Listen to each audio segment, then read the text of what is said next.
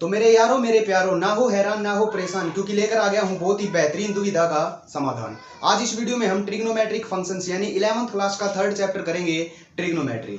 तो ट्रिग्नोमेट्री से हमारा नाता पूरा का पूरा 1 साल पुराना है। जब हम 10th क्लास में हुआ करते थे तो एक 8th चैप्टर होता था जिसका नाम था ट्रिग्नोमेट्री। तो उसमें हमने इंट्रोडक्शन ऑफ ट्रिग्नोमेट्री की थी, थोड़े बहुत फॉर्मूले किए थे ट्रिग्नोमेट्री के, और एक ट्रिग्नोमेट्रिक टेबल सीखी थी जिसमें हमने कुछ angles 30 degree, 45 degree, 60 degree, 90 degree, इस तरह की फंक्शंस की वैल्यू देखी थी कि साइन 60 की वैल्यू क्या होती है, साइन 90 की वैल्यू क्या होती है, tan 30 की वैल्यू क्या होती है। इस तरह की कुछ चीजें हमने 10th क्लास में सीख ली थी ट्रिग्नोमेट्री में। तो अब 11th क्लास में ट्रिग्नोमेट्री का एक नया रूप आया है। इसी तरह चलते रहेगा, जब हम 12th क्लास में जाएंगे तो भी हमें एक ट्रिग्नोमेट्री देखने को मिलेगी, एक नए अंदाज में, एक नए रूप में। उसी तरह ट्रिग्नोमेट्री 11th क्लास में है तो सबसे पहले तो बेसिक कंसेप्ट आता है ट्रिग्नोमेट्री का, वही करेंगे। तो आप सबको पता है कि ट्रिग्नोमेट्री एक्चुअली में होती क्या है, वही जो 10th क्लास में हमने सीखी थी कि ट्रिग्नोमेट्री 3 शब्दों से मिलकर बनी है, ट्राई, गोन और मेट्रोन। ट्राई का मतलब होता है 3, गोन का मतलब वही साइड्स, और मेजरमेंट का मतलब भी वही मेजरमेंट। तो 3 साइडों की मेजरमेंट, यानी ट्राई मतलब 3, गोन मतलब साइड्स और मेट्रोन मतलब मेजरमेंट। तो 3 साइडों की मेजरमेंट। उसी तरह ट्रिग्नोमेट्री का जब हम हिंदी में अनुवाद देखते हैं तो इसका हिंदी में अनुवाद होता है हमारे पास त्रिकोणमति। त्रिकोणमति, त्रि का मतलब 3, कोण का मतलब एंगल और मति का मतलब मेजरमेंट। तो 3 साइडों की मेजरमेंट या 3 एंगलों की मेजरमेंट या इन सब का कॉम्बिनेशन जो हम सिखाती है वो हमारी ट्रिग्नोमेट्री होती है, कि जिसमें हम 3 साइडों की मेजरमेंट या 3 एंगलों की मेजरमेंट करते हैं उसी को नाम दिया जाता है ट्रिग्नोमेट्री। तो 3 साइडों की मेजरमेंट या 3 एंगलों की मेजरमेंट, सीधी सी बात, एक ट्रायंगल की बात हो रही है तो वो कौन सी ट्रायंगल है जो हम ट्रिग्नोमेट्री में यूज करते हैं। तो राइट एंगल ट्रायंगल होती है पूरी की पूरी, एक ही ट्रायंगल जो पूरी की पूरी ट्रिग्नोमेट्री को डिफाइन कर देती है। पूरी की पूरी ट्रिग्नोमेट्री इस राइट एंगल ट्रायंगल के ऊपर बेस होती है। तो ये वो चीजें थी जो हमने 10th क्लास में सीधी सी बात है सीख चुके थे। अब बात आती है 11th क्लास की, कि 11th क्लास में हम क्या नई चीजें सीखेंगे। तो 11th क्लास में जो नई चीजें सीखेंगे ना वो आज इस वीडियो में आपको बताने वाला हूं। तो चलते हैं 11th क्लास के पहले टॉपिक की तरफ और देखते हैं कि ट्रिग्नोमेट्री एक नई अंदाज में किस तरह देखने को मिलती है। शुरू कर देते हैं आज का काम। तो आज का 11th क्लास का ट्रिग्नोमेट्री का जो पहला कंसेप्ट है उसका नाम है हमारे पास एंगल। क्या नाम है हमारे पास, एंगल। तो ये बात तो आपने पहले भी सुनी होगी कि एंगल होता क्या है, या एंगल का मतलब क्या होता है। क्योंकि जब हम 10th क्लास में हुआ करते थे, जब भी हमने एंगल का जिक्र सुना था कि sine 60 degree, 35 degree, 45 degree, 60 degree, degree degree degree, ये सारी चीजें क्या होती थी, एंगल ही होती थी। लेकिन आज तक हमें ये नहीं पता चला कि इस एंगल का असली मतलब क्या होता है। तो आज मैं शुरुआत में आपको ये बताऊंगा कि इस एंगल का मतलब क्या है, और फिर वो क्या नई चीज है जो हमें स्टार्टिंग में ही 11th क्लास की ट्रिग्नोमेट्री में देखने को मिल सकती है। तो बात करते हैं सबसे पहले एंगल की, कि इस एंगल का कंसेप्ट क्या होता है। तो एंगल को समझने के लिए हमें एक रे की जरूरत पड़ेगी, एक किरण की जरूरत पड़ेगी। तू है मेरी किरण। तो सबसे पहले हमें एक किरण की जरूरत पड़ेगी, ये किरण नहीं, दूसरी किरण। तो ये रही हमारे पास एक रे, एक किरण। मान लिया हमारे पास है, देखो ये हमारे पास इनिशियल साइड। इनिशियल साइड का मतलब होता है जो स्टार्टिंग में जो साइड हमें दी जाती है। जैसे ये मान लिया, ये हमारे पास क्या दे रखी है इसने, इनिशियल साइड। तो एंगल का मतलब क्या होता है कि इस इनिशियल साइड के अलोंग जो हमारी टर्मिनल साइड होगी वो जितना भी रोटेट होगी, जैसे ये ऊपर की तरफ रोटेट होती जा रही है, या ये जो टर्मिनल साइड है ये नीचे की तरफ रोटेट हो रही है, तो इस इनिशियल साइड के अलोंग जो ये टर्मिनल साइड जितनी भी रोटेट होगी उसी का नाम देते हैं हम एंगल। कि ये जितनी 45 यहां तक रोटेट हुई, मान लिया ये 45 था, तो ये जो एंगल बना इसको ही नाम देते हैं हम एंगल। की जो इसका रोटेशन होगा इस इनिशियल साइड के अलोंग टर्मिनल साइड का, ये जो रोटेशन है ये दोनों साइड हो सकता है, ये एंटी क्लॉकवाइज भी हो सकता है या क्लॉकवाइज भी हो सकता है। तो ये मतलब होता है किसका, एंगल का। अब बात आती है कि दो तरह के एंगल देखने को मिलते हैं, एक होता है पॉजिटिव एंगल और एक होता है हमारा नेगेटिव एंगल।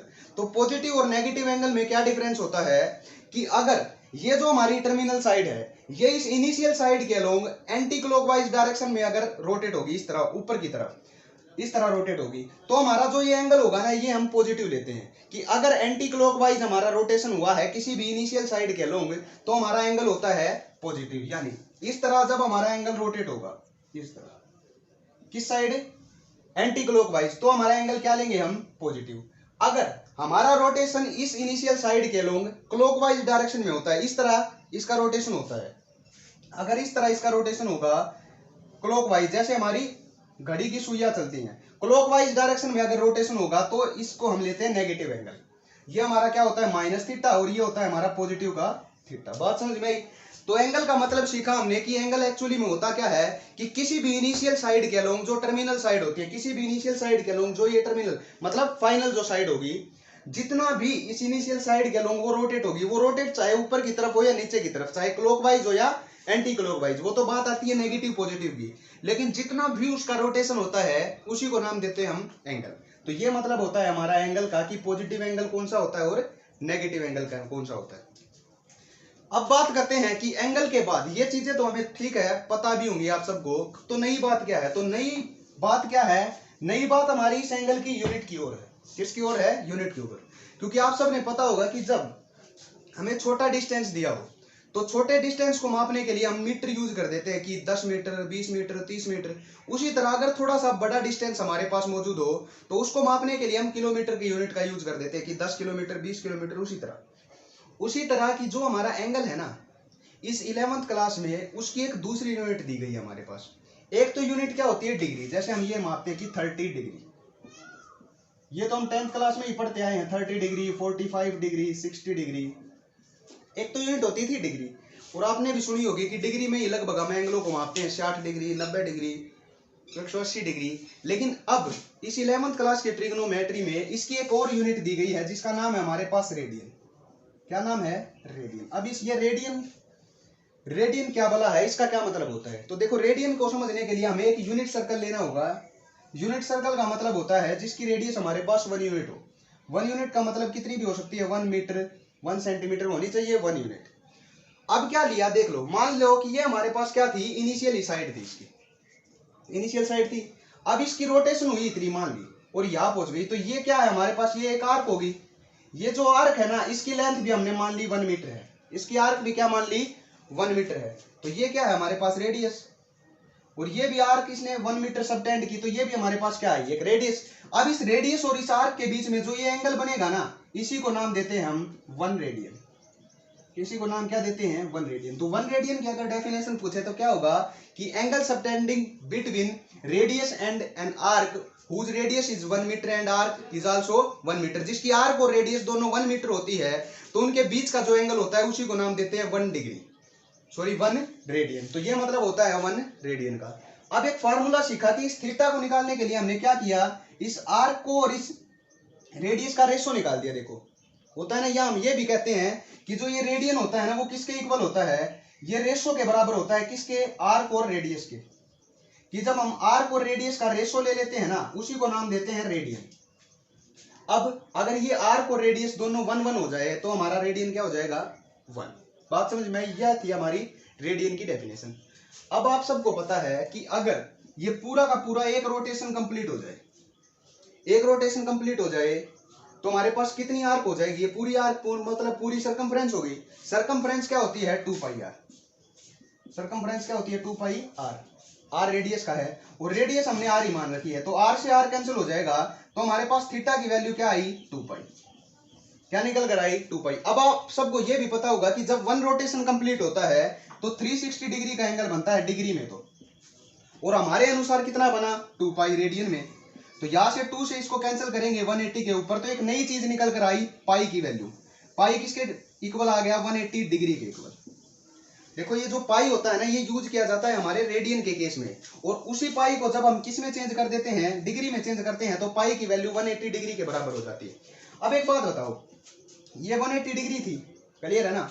अब इस 180 को 2 से डिवाइड कर दो, तो यहां भी हमें 2 से डिवाइड करना पड़ेगा। देखो एक चीज निकाली कि पाई की वैल्यू आ चुकी है हमारे पास 180 डिग्री, आगे ना। अब दोनों साइड 2 से डिवाइड कर दिया, तो ये कितना बचा, 90। तो एक बात और पता चली कि 90 डिग्री किसके इक्वल होता है, पाई बाई 2 के। उसी तरह क्या कर दो, इस 180 को डिवाइड कर दो अब 3 से, तो यहां भी 3 से डिवाइड करना पड़ेगा, तो इसको 3 से डिवाइड करेंगे तो 60 डिग्री। तो एक और वैल्यू पता चली कि 60 डिग्री किसके इक्वल होती है, पाई अपॉन 3 के। अब इस ऐसे ही चलते चलते इस 180 को डिवाइड कर दो 4 से, तो 4 से डिवाइड करेंगे तो 45 पे, यहां आ जाएगा 4। तो 45 डिग्री किसके इक्वल होता है, पाई अपॉन 4 के। उसी तरह जब 30 डिग्री निकालेंगे तो वो होगा पाई अपॉन 6, क्योंकि 6 से डिवाइड करेंगे अब, क्लियर है। और 0 तो 0 के इक्वल होता है। तो अब जब हम 10th क्लास में पढ़ा करते थे तो हमने एक चीजें सीखी थी कि जब हम ट्रिग्नोमेट्रिक टेबल सीखते हैं तो 0 degree, 30 degree, 45 degree, 60 degree, 90 degree, ये एंगल हमारे ट्रिग्नोमेट्रिक टेबल में यूज होते थे। अब 11th क्लास में आने के बाद उस ट्रिग्नोमेट्रिक टेबल का रूप बदल जाएगा, वैल्यूज सेम रहेंगी लेकिन ये एंगल की नोटेशन बदल जाएगी और इस तरह आ जाएगी। अब आपसे कोई ये पूछे कि sin π/3 की वैल्यू बताओ, sin π/3 का मतलब होता है 60, वही √3/2। तो लेकिन अब sin 60 कोई भी नहीं पूछेगा, अब आपसे पूछा जाएगा sin π/3 की वैल्यू। क्लियर है? तो ये क्या थी, ये कन्वर्जन था। कन्वर्जन मतलब इस डिग्री का रेडियन में कन्वर्जन, उसी तरह इस रेडियन का आप डिग्री में भी बोल सकते हो। तो अब कंसेप्ट आता है हमारा इनकी कन्वर्जन का। कन्वर्जन मतलब कि हम रेडियन को किस तरह डिग्री में कन्वर्ट कर सकते हैं और डिग्री को हम किस तरह रेडियन में कन्वर्ट कर सकते हैं। तो देखते हैं कि इन दोनों को कन्वर्जन हम किस तरह देख सकते हैं। तो देखो, अब बात करते हैं डिग्री और रेडियन का कन्वर्जन की। अगर हमारे पास एंगल डिग्री में गिवन हो तो हम किस तरह उसको रेडियन में चेंज कर सकते हैं, और अगर हमारा एंगल रेडियन में गिवन हो तो किस तरह हम उसको डिग्री में चेंज कर सकते हैं। अभी अभी आपने देखा कि पाई की जो वैल्यू होती है वो 180 डिग्री के इक्वल होती है। क्लियर है? ठीक है। अब आपने एक बात नोटिस की कि अगर हम एंगल बनाते हैं, देखो अगर कोई भी हमारे पास सर्कल है, ये इसमें आप सबको पता है 360 डिग्री पूरा का पूरा, ये जो वन रोटेशन है वो 360 डिग्री के इक्वल है। तो उसी तरह अगर हम इसके 360 भाग कर दें, छोटे छोटे 360 भाग कर दें, तो देखो मान लिया एक भाग ये हो गया, एक ये, ऐसे करते करते कितने भाग कर दिए हमने, 360 भाग कर दिए। तो ये जो एंगल होगा हर एक, वो किसके इक्वल होगा, 1 डिग्री के इक्वल। तो वो जो ये 1 डिग्री होता है ना, वो इक्वल होता है हमारे 60 मिनट के। ये बात आपने याद रखनी है, वो किसके इक्वल होता है, 60 मिनट के। और यहाँ हम मिनट की एक नोटेशन देते हैं डैश लगाकर, 60 डैश मतलब 60 मिनट। उसी तरह जब इस 1 डिग्री के हमने 60 टुकड़े कर दिए, अब इस ये जो अंदर का 1 डिग्री है ना, इसके भी छोटे छोटे 60 टुकड़े कर दिए, तो 1 मिनट निकल कर आएगी यार एक टुकड़े में। तो जो ये 1 मिनट होती है 1 डैश, वो किसके इक्वल होती है, 60 सेकंड के। 60 सेकंड मतलब 60 डबल डैश, डबल डैश का मतलब होता है 60 सेकंड। बात समझ में आई? ये हमारे क्वेश्चनों में यूज होगी, आप सबको पता भी हो इसलिए बता रहा हूं। अब कन्वर्जन का किस तरह का मैटर है, देखो अगर हमारे पास डिग्री गिवन हो, अगर हमारे पास क्या हो, डिग्री गिवन दे रखी हो हमारे पास, और हमें इसको चेंज करना हो किसमें, रेडियन में। तो इसको रेडियन में कैसे चेंज किया जाता है, देखो ये होता है π/180 से मल्टीप्लाई कर दो किसकी, इस डिग्री की, किसकी, डिग्री। बात समझ में आई कि π/180 से मल्टीप्लाई कर दो डिग्री की। क्लियर है? आया कहां से ये फॉर्मूला, देखो याद करने की जरूरत नहीं होती, मैथ में सब कुछ ऑटोमेटिक होता है। अभी अभी आपने देखा था कि पाई इज इक्वल टू होता है 180 डिग्री होता है। अब देखो इसके साथ 1 भी है, होता है ना 1 भी, तो इसको 180 को नीचे ले आओ, तो 1 डिग्री इज इक्वल टू क्या आया, π/180। टोटल डिग्री दे रखी हो तो क्या होगा, दोनों साइड डिग्री से मल्टीप्लाई कर दो, तो ये किस में चेंज हो जाता है, फिर रेडियन में चेंज हो जाता है। किसमें, रेडियन में। तो ये फॉर्मूला आया, यही से निकल कर है। क्लियर है? बस याद रखना है कि इस डिग्री अगर गिवन हो तो उस डिग्री को π/180 से मल्टीप्लाई कर दो, रेडियन आ जाएगा। जैसे अभी अभी चेंज किया था 30 डिग्री, अगर 30 डिग्री को चेंज करना हो तो यहाँ क्या पुट कर देंगे, 30, तो π/180 इंटू में डिग्री की जगह पुट कर दिया 30 से इसको कैंसिल करेंगे 6 पे, तो कितना आया, π/6। तो 30 डिग्री किसके इक्वल होता है, π/6 के। उसी तरह अगर हमारे पास क्या हो, रेडियन गिवन दे रखा हो, रेडियन क्या हो हमारे पास गिवन, और इस रेडियन को हमें किस में चेंज करना हो, डिग्री में चेंज करना हो, तो कुछ भी नहीं है, इसी फॉर्मूले को क्या कर दो, क्रॉस मल्टीप्लाई करा दो, 180 ऊपर चला जाएगा, पाई नीचे आ जाएगा, तो 180/पाई, और मल्टीप्लाई में क्या आ जाएगा, अब की बार रेडियन, क्या आ जाएगा, रेडियन। तो बस अगर हमारे पास रेडियन, जैसे रेडियन π/6 है, इस π/6 को यहाँ पुट कर दो, तो पाई से पाई कैंसिल हो जाएगा, 6 से इसको 3 पे कैंसिल करेंगे तो 30 डिग्री। बात समझ में आई? ये होता है एक दूसरे का कन्वर्जन, कि जब हमारे पास डिग्री दे रखी हो और उसको किस में चेंज करना हो, रेडियन में, तो ये फॉर्मूला यूज करेंगे। उसी तरह अगर रेडियन दे रखा हो और उसको डिग्री में कन्वर्ट करना हो तो ये फॉर्मूला यूज करेंगे। क्लियर है? आए कहां से ये फॉर्मूले, यही से, देखो ये इस साइड चला जाएगा। क्लियर है? तो ये था हमारा बेसिक कंसेप्ट किसका, ट्रिग्नोमेट्री का, जो हमारा 3rd चैप्टर है 11th क्लास का। तो 10th क्लास और 11th क्लास की ट्रिग्नोमेट्री में क्या डिफरेंस था, छोटा सा डिफरेंस था, किसका, इस रेडियन का, बस इस यूनिट का। तो पहली पूरी की पूरी एक्सरसाइज हमारी डिपेंड करती है इस रेडियन के ऊपर, इस रेडियन और डिग्री के कन्वर्जन के ऊपर। तो अगली वीडियो में हम इसकी फर्स्ट एक्सरसाइज करेंगे 3.1। तो मिलते हैं जल्दी ही 3.1 एक्सरसाइज के साथ।